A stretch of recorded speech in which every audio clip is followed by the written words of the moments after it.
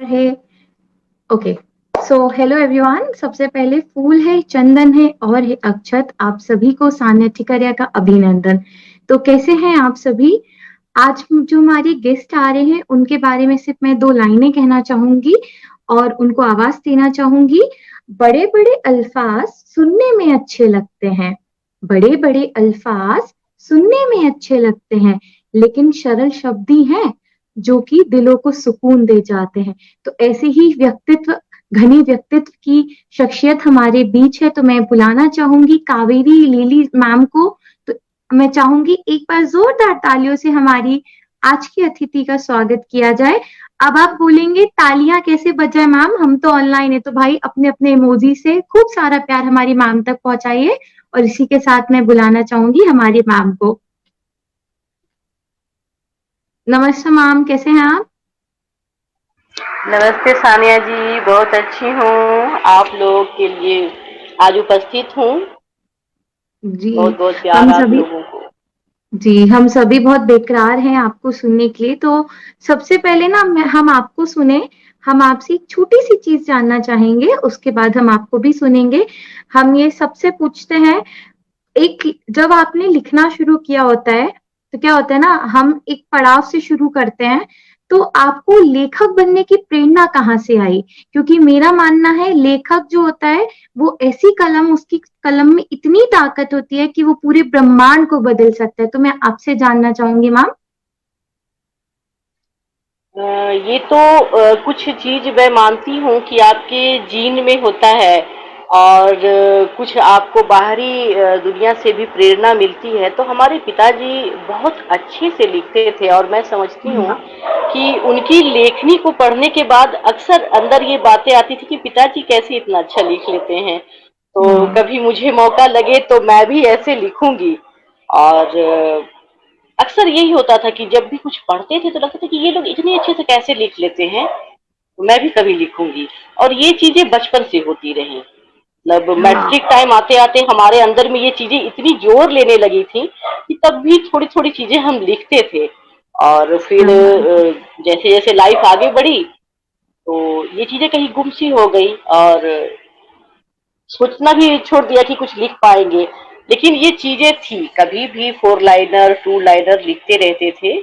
और जब एफबी पे आए तो इसको अपना जो था अंदर का शौक उसको बाहर निकाला, लिखना शुरू किया, फिर सर्किल भी मिलती चली गई। तो मैम की प्रेरणा, मैम अगर मैं गलत नहीं हूं तो मैम की प्रेरणा मैम के पापा रहे हैं। बहुत। बिल्कुल वही। जी। मैम आज आप हमें क्या सुनाने वाले हैं? हम अब आपसे सुनेंगे भी। तो हम पहले आपसे कुछ सुने, जी फिर हम अपना बातचीत का सिलसिला आगे बढ़ाएंगे। जी जी, मैम। बिल्कुल बिल्कुल।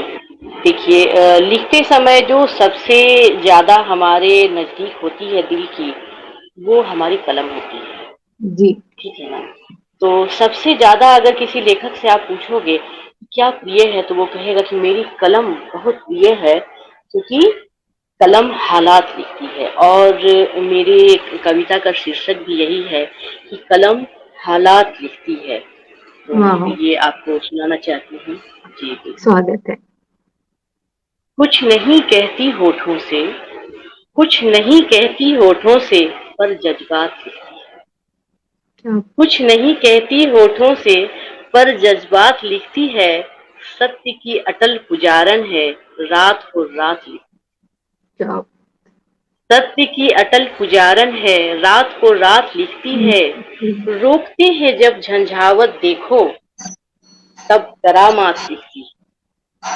रोकते हैं जब झंझावत देखो, तब करामात लिखती है। मेरी सखी अनमोल ये कलम, सब हालात लिखती क्या बात है, क्या बात है। है। मेरी सखी अनमोल ये कलम, सब हालात लिखती है। खो देने से खुद को उबारती है, क्योंकि होता है ना साहित्यकार जी। किसी विषय में खो जाता है। खो जी। देने से खुद को उबारती है, थाम कर हाथ लिखती है।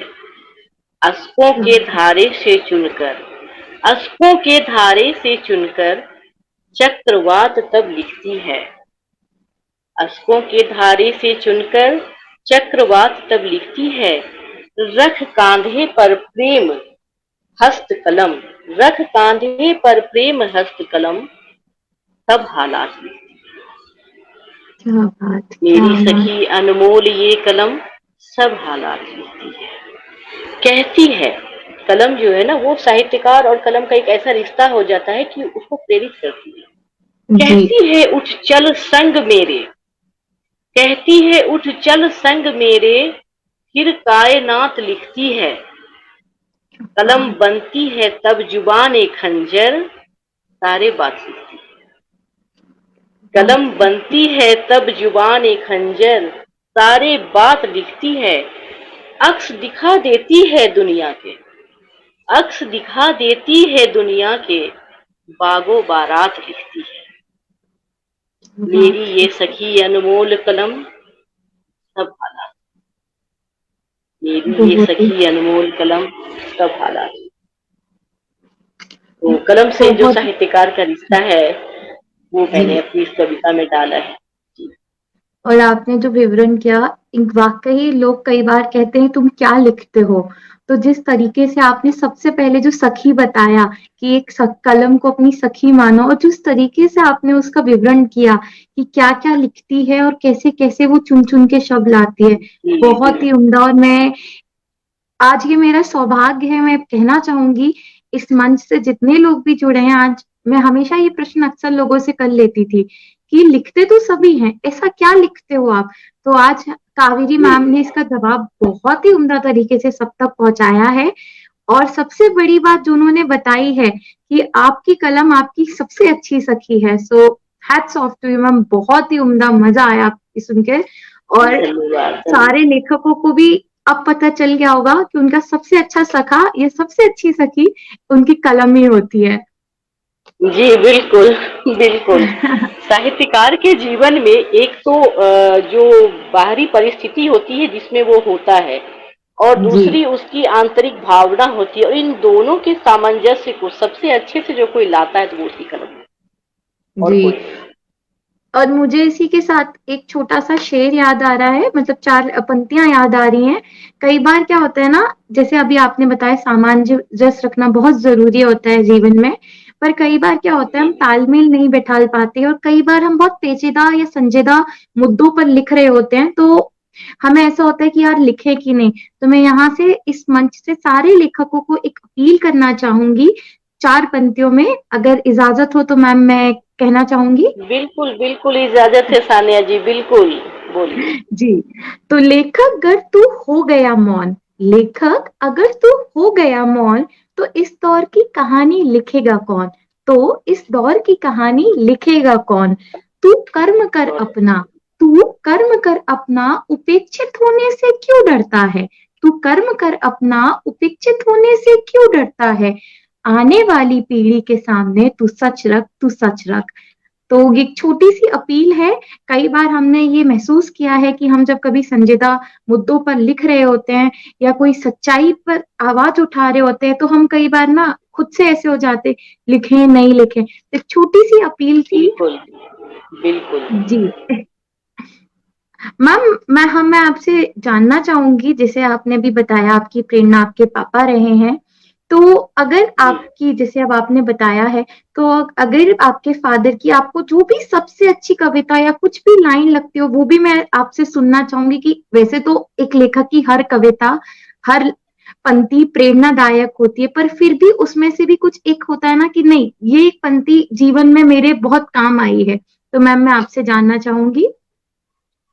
वो कविता तो नहीं लिखते थे क्योंकि पुलिस में थे, और तकरीबन उनकी जो चीजें होती थी वो जी जी जी। कविता नहीं होती थी। फिर भी एक बहुत ही खूबसूरत सी दो लाइन मैंने पढ़ी थी उनकी किसी डायरी के किनारे में, उन्होंने लिख रखा था जी। कि छिप जाता है चांद तब अमावस नजर आता है, क्या छिप जाता बात है है। चांद तब अमावस नजर आता है, कहाँ अपनों में कोई अपना नजर आता है, क्या बात कहाँ है। अपनों में कोई अपना नजर आता है। जी बिल्कुल, यही क्या यही बात। दो तीन पंक्तियां उन्होंने लिखी थी।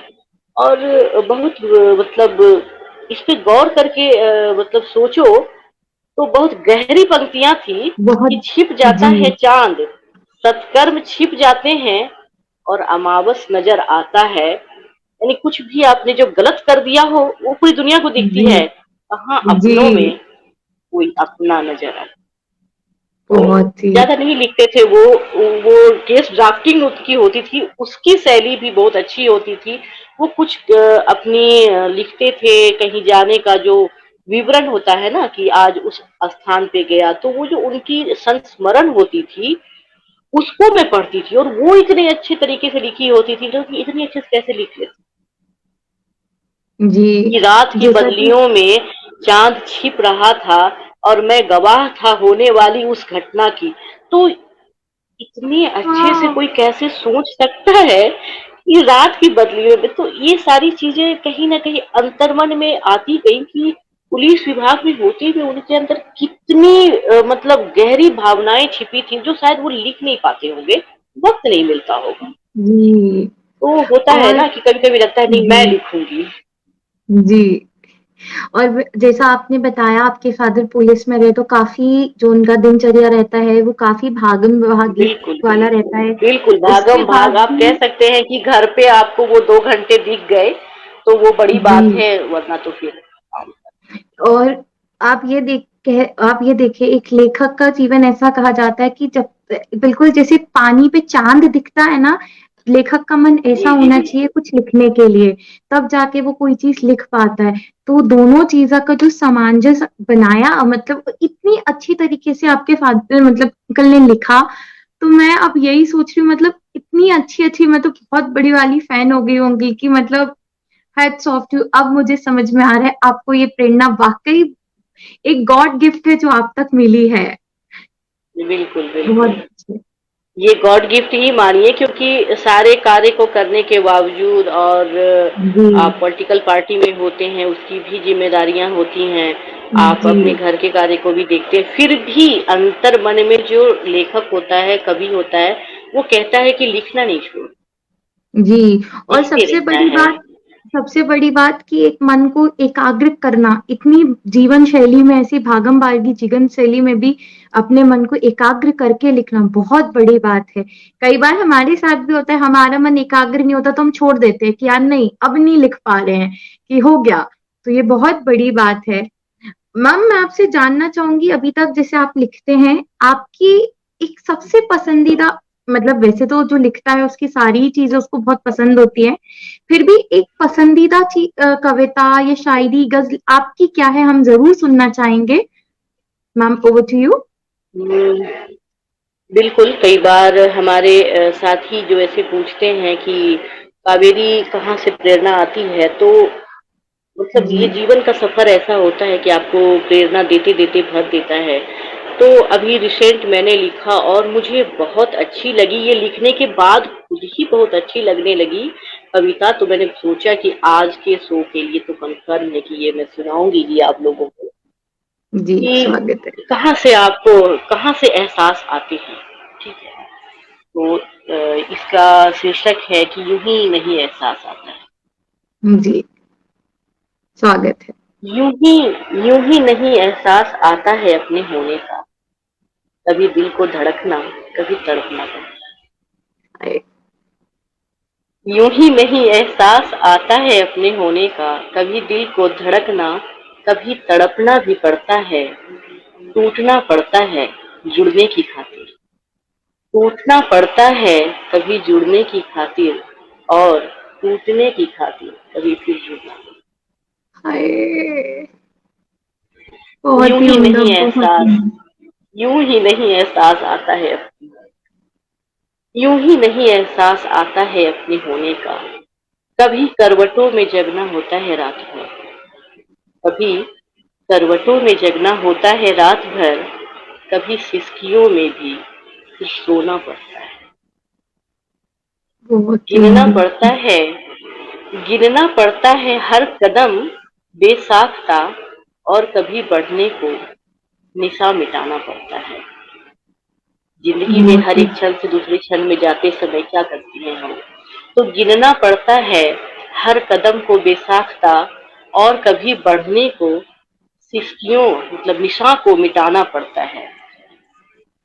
यूं ही नहीं एहसास आता है अपने होने का, भटकना पड़ता है अपने अंतरतम में, भटकना पड़ता है अपने अंतरतम में, और कभी बाहर भी जगमगाना पड़ता है। बहुत ही क्योंकि उम्दा, हर बार बहुत आप ही उम्दा। बाहरी दुनिया में नहीं रह सकते हैं, आपको जी, बहुत कुछ सोचना भी पड़ता है। तो जी। भटकना पड़ता है अपने अंतरतम में, और कभी बाहर भी जगमगाना पड़ता है। देखना पड़ता है क्षण प्रति क्षण नाश होते हुए खुद को, देखना पड़ता है क्षण प्रति क्षण नाश होते हुए खुद को, जी। और हर क्षण में खुद को कुछ नया गढ़ना। हाय, ये बहुत ही उम्दा, ये लाइन और तो मतलब। हर जी, क्षण में खुद को कुछ नया करना पड़ता है, यूं ही नहीं एहसास आता है अपनी होने का, बहुत ही यूं ही उम्दा। नहीं एहसास आता है अपने होने का। जीने की खातिर कुछ प्यारे से रिश्ते, जीने की खातिर कुछ प्यारे से रिश्ते, कभी खुद के आंसुओं पर बांध बनाना पड़ता है। जीने की खातिर कुछ प्यारे से रिश्ते, कभी खुद के आंसुओं पर बांध बनाना पड़ता है। कभी टूट कर उन्हीं कोमल रिश्तों के बाजुओं में फिर बिखरने को लरज जाना पड़ता है। यूं ही नहीं एहसास आता है अपने होने का, यूं ही नहीं एहसास आता है अपने होने का। कभी खुद को खुद की खातिर जलाना भी पड़ता है, कभी खुद को बहुत ही उम्दा। खुद की खातिर जलाना भी पड़ता है। यूं ही नहीं एहसास आता है अपने होने का। बहुत ही उम्दा। मैं बस इतना ही कहना चाहूंगी, अगर जीवन का सही वर्णन किसी ने किया है तो हमारी कावेरी मैम ने अपनी अभी जो पंक्तियां पढ़ी हैं, जीवन का सही वर्णन उन्होंने किया है। और हकीकत है, जी, आपने बखूबी उस चीज को बताया कि ऐसे कोई भी चीज होती है ऐसे नहीं मिलती, मतलब खुद को भी झांकना पड़ता है, बाहर भी देखना पड़ता है, गिरते भी हैं और कई बार बिल्कुल। खुद को टूटते भी देखते हैं, फिर भी खड़े होते हैं। तो जो आपने जीवन का वर्णन दिया, मतलब आज मैं यहाँ पे जितने लोग जुड़े हैं ना, मैं सबसे यहाँ पे जितने भी लोग हैं उनसे कहना चाहूंगी, अगर आपको जीवन का सही मतलब जानना है तो कावेरी मैम की ये कविता जरूर पढ़िए, और आप सभी को जीवन का सही मतलब पता चलेगा कि जीवन क्या है। और इसी के साथ में छोटी सी एक लाइन और ऐड करना चाहूंगी, जब हम गिरते हैं, पड़ते हैं, उठते हैं, तो कई बार क्या होता है, हम अपनी जंग जो होती है ना, जंग से हार मान जाते हैं कि नहीं यार, मैं ही क्यों, मुझसे नहीं हो रहा। तो इसके साथ ना मैं सिर्फ इतना ही कहना चाहूंगी, गिरकर जो उठता है जीवन में उसी की जय जयकार होती है। जैसे अब हम छोटी चींटी देखते हैं ना, चींटी चढ़ती है, गिरती है, चढ़ती है, गिरती है, तो यही जीवन का असली मकसद यही है कि चढ़ाव और उतराव आते रहेंगे आपके जीवन में, लेकिन परेशान और हताश नहीं होना, क्योंकि सीधी लाइन का मतलब तो जीवन ही खत्म हो जाता है, ये तो हम सभी को पता है। अगर एक सीधी लाइन आ गई तो जीवन ही नहीं है। तो कावेरी मैम ने जो हमें बिल्कुल। यहाँ से प्यारा जीवन का मतलब बताया है, उसके साथ बस इतना ही, कभी भी हार मत मानो, हमेशा डट कर लड़कर हर चीज का सामना मुस्कुराते हुए करते रहो। तो ये बहुत प्यारा सा संदेश हमारी मैम ने हम तक पहुंचाया है। और मैम से मैं जानना चाहूंगी, मैम अब तो मुझे ना बहुत सारी ऐसा हो गया आपके बारे में और जानने की जिज्ञासा जाग रही है, जैसे आप बता रहे हैं, इतनी अच्छी अच्छी रचनाएं पढ़ रहे हैं आप। तो सबसे पहले तो मैं आपको एक ही चीज बोलूंगी, आपके फैन बहुत सारे होंगे, वैसे भी गर्मी चल रही है तो फैन तो बहुत सारे होंगे। मैं ना आज आपकी एसी बन गई हूँ तो थैंक यू सो चलिए, मच बहुत मैम, अच्छी मतलब बात है। एसी की ठंडी हवा आ रही है। नहीं, चलिए, जीवन में पंखे ज्यादा मिल जाते हैं ना, इसलिए मैं एसी बनना पसंद करती हूँ। मैम चलिए, एक कितनी अच्छी चीज मैं बात आपसे बोली जानना आपने। चाहूंगी। हाँ जी, जी। जी, जी। हाँ, आप इतना अच्छा पूछिए। लिखते हैं।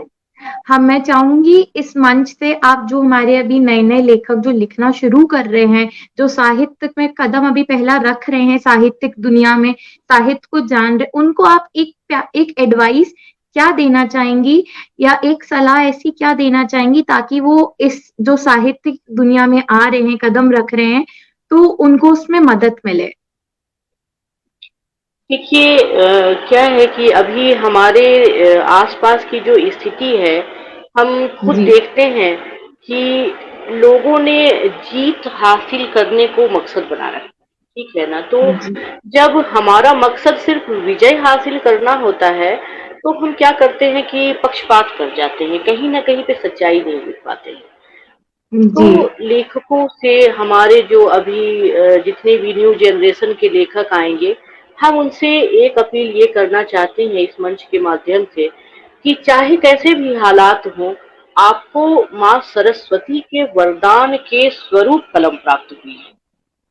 क्या तो बात सिर्फ है। विजय को अभियान ना बनाएं।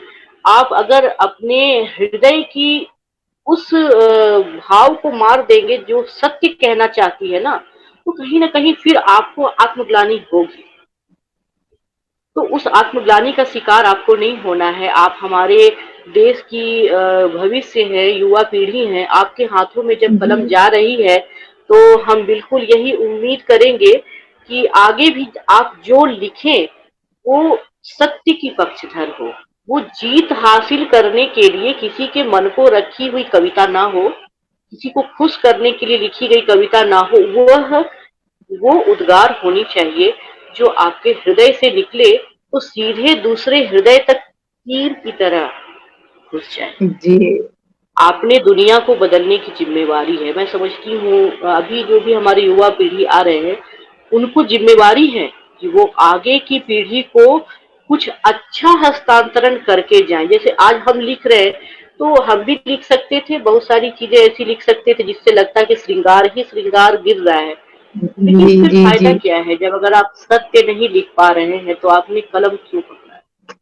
जी तो यही हमारा एक भविष्य के जो हमारी युवा पीढ़ी रहेंगे कवि, उन लोगों को मैं यही संदेश देना चाहती हूँ, आप वह लिखो जो सत्य है, और इस काल में सत्य को परिभाषित कर रही है। किसी जी को खुश करने के लिए मत लिखना। जी यही। जैस, जैसे कि हम थोड़ी देर पहले चर्चा कर रहे थे कि उपेक्षित होने से मत डरो, हमेशा सच लिखो, बिल्कुल। क्योंकि आपके आपको माँ वीणा वादिनी ने एक जिम्मेदारी के साथ भेजा है, और आपके ऊपर सबसे बड़ी जिम्मेदारी, क्योंकि मैं मानती हूँ कलम में एक ऐसी ताकत है कि वो क्रांति, पूरे देश में क्रांति लाने की दम रखती है। बिल्कुल तो ये बिल्कुल, बहुत हर देश में जी जो क्रांति आई है सानिया जी, उसके पीछे कलम का बहुत बड़ा योगदान। जी, तो अपनी कलम का सदुपयोग करें, और माँ वीणा वादनी का आशीर्वाद जो हमें मिला है, उसका आप सही तरीके से उपयोग करें, यही आशा है हमारी, जितने भी लेखक हमसे जुड़े हुए हैं यहाँ पर।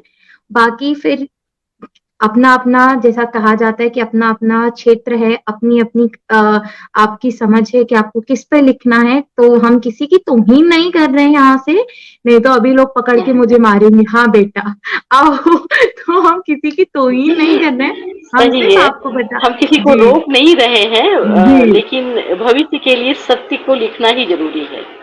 जी, हम सिर्फ आपको सतर्क कर रहे हैं, सतर्क भी नहीं कहना चाहिए, हम सिर्फ आप तक अपनी बात साझा कर रहे हैं कि मेरा मानना है कि लेखकों को अपनी कलम का सदुपयोग करना चाहिए। थैंक गॉड इसके बाद बिल्कुल। मैं बच जाऊंगी, नहीं तो मुझे शो के बाद लोग पकड़ते, पकड़ो इसको चलिए, हंसी मजाक तो बहुत हो गया। मैम मैं चाहूंगी एक कविता जो आप इस मंच से, इस पटल से सब जन जन जन तक जो एक संदेश देना चाहती हैं, वो कौन सी कविता होगी, या आप क्या संदेश देना चाहती है, तो मैं चाहूंगी आप अपना संदेश हम सभी तक पहुंचाएं। जी बिल्कुल। देखिए, संदेश तो इतने हमारे मतलब विषय हैं समाज में कि जिस पे अगर आप बोलने के लिए बैठेंगे, तो भी समय कम पड़ जाएगा और चीजें पूरी जी नहीं होंगी।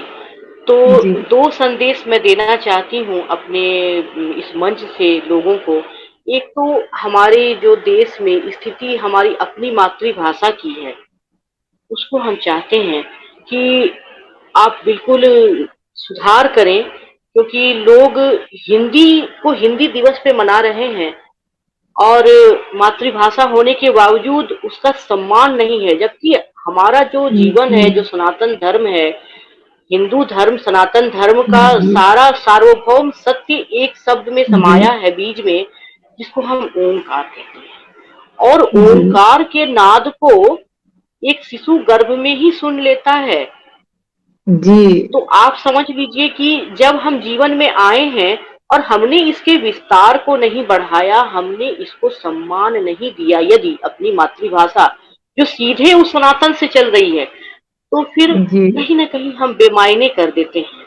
हर चीज अच्छी लिखी, लेकिन अपने हिंदी जो हमारी मातृभाषा है जी इसको सम्मान न दिया। तो एक तो मैं ये संदेश देना चाहती हूँ इस मंच से, और इसमें मेरी एक जी कविता मैंने लिखी है कि हिंदी मेरे देश की सुंदरता है, हिंदी मेरे देश की स्वागत है। सुंदरता है। सुनिए।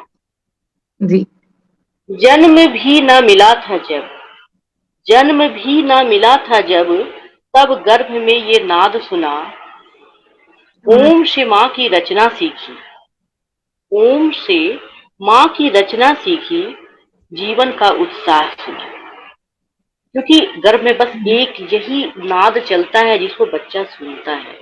तो जी जन्म भी न मिला था जब, तब गर्भ में ये नाद सुना, ओम से माँ की रचना सीखी, जीवन का उत्साह सुना। माँ के, माँ, माँ जो सब बच्चा कहता है ना, तो माँ जी के अस्फुट स्वर लहरी में जो नाद उभर के आया था, माँ के अस्फुट स्वर लहरी में जो नाद उभर के आया था, माँ शब्द के साथ मैंने माँ हिंदी को दोहराया था। क्या बात है, माँ क्या बात। शब्द के साथ मैंने माँ हिंदी को दोहराया था। भाषा नहीं, भाषा नहीं, ये तो स्वर लहरी है। भाषा नहीं, ये तो स्वर लहरी है, जो मेरे अंतःकरण में बजती है। भाषा नहीं, ये तो स्वर लहरी है, जो मेरे अंतःकरण में बजती है। हिंदी तो माँ की बिंदी सी, हर हिंदू के दिल में बसती है। क्या बात हिंदी तो माँ की बिंदी सी, हर हिंदू के दिल में बसती है। माँ की गोद में ही, माँ की गोद में ही जीवन की संभावित लहरें हैं। माँ की गोद में ही जीवन की संभावित लहरें हैं। वैसे मेरी हिंदी माँ के आंचल में सारी बहरें हैं। ये माइक डिस्टर्ब हो रहा है क्या कहीं? नहीं रिपीट नहीं तो नहीं नहीं हो नहीं रही आवाज? नहीं नहीं नहीं। माँ के गोद में ही जीवन की संभावित लहरें हैं। वैसे मेरी हिंदी माँ के शब्दकोश में सारी बहरें हैं। समृद्ध अपनी भाव प्रवणता से, समृद्ध अपनी भाव प्रवणता से अपनी ये तो माता है। हिंदी न जिसको आत्मसात, वो क्या हिंदू कहलाता है। क्या बात है, हिंदी क्या न बात जिसको आत्मसात, वो क्या है। हिंदू तो कहलाता है। हिंदू। संस्कृत की शुभ्र पुत्री, शुभ्र पुत्री इसलिए कह रही हूँ क्योंकि संस्कृत से हमारी हिंदी का जन्म है। जी तो जी संस्कृत की शुभ्र पुत्री हिंदी माँ तो अपनी गौरव सम्मान है। हिंदी हृदय में बसती सबके, हिंदी साक्षात भगवान है।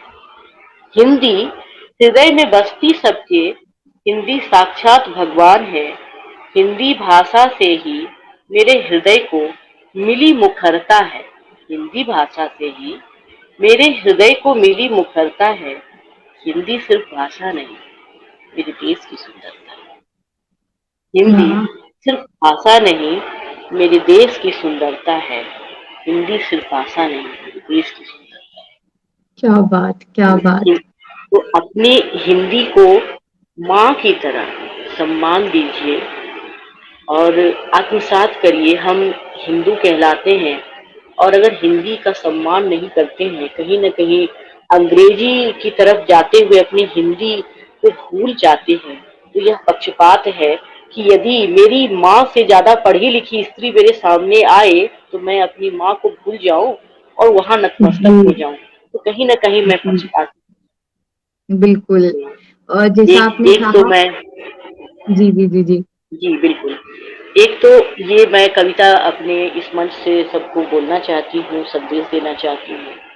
और एक और संदेश है हमारा जो मैं बिल्कुल आखिरी में, जब आप बताएंगी कि इस प्रोग्राम का समापन होने जा रहा है, तो तब वह मैं बताऊंगी। और वह बिल्कुल कहते हैं ना कि हृदय से हृदय पे वार होता है, तो जी। एक वार जरूर करूंगी इस मंच से। वो नहीं, तो जैसा पक्का कि है। आपने भी आपने जिस तरीके से हिंदी का वर्णन किया, मैं बस इतना ही कहना चाहूंगी। आज के जो मैं इस दौर में देख रही हूँ, मैं भी इसी दौर का हिस्सा हूँ। तो क्या होता है ना, हम हिंदी, कोई हमारे पास आए और हमसे ये कहे हे हाउ आर यू, और कोई हमसे कहे नमस्कार आप कैसे हैं, तो हमारा रुझान हे हाउ आर यू वाले के पास ज्यादा चला जाता है, जहाँ की नमस्कार वाली।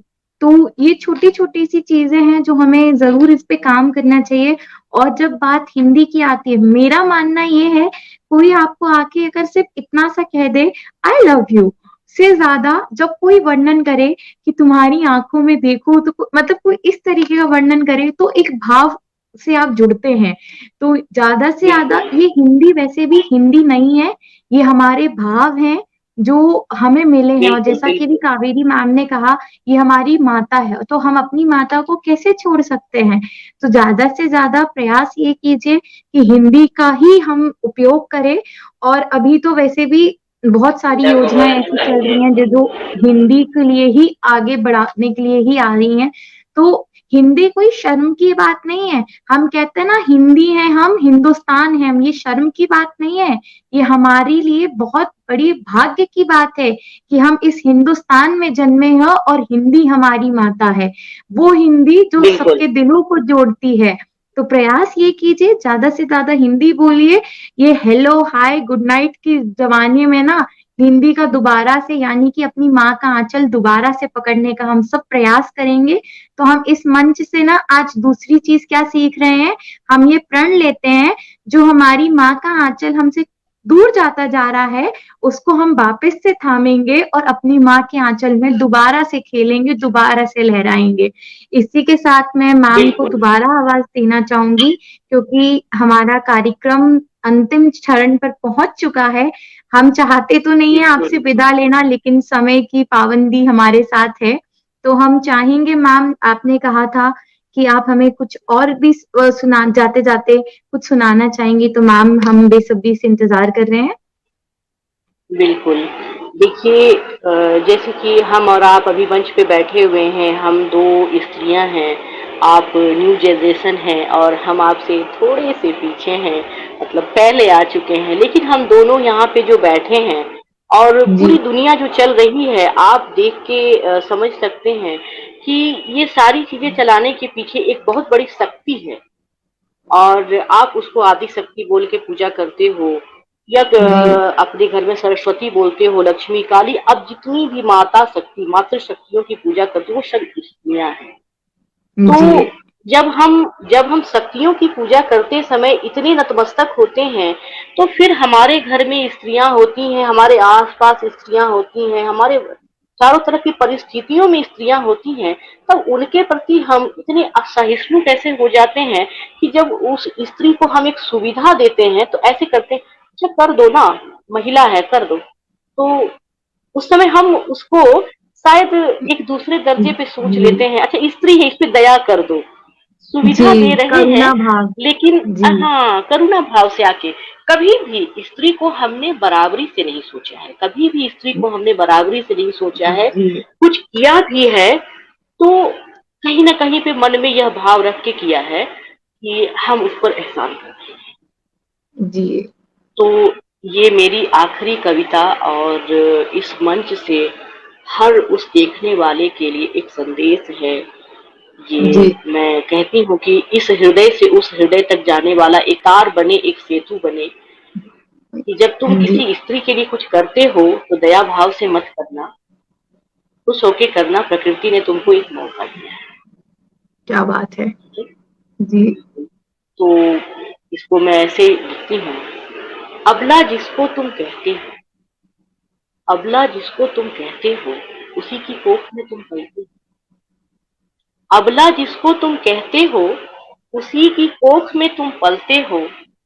तेरा अंग निर्माण करे, ऐसी मिट्टी वह भारी है। तेरा अंग निर्माण करे, ऐसी मिट्टी वह भारी है।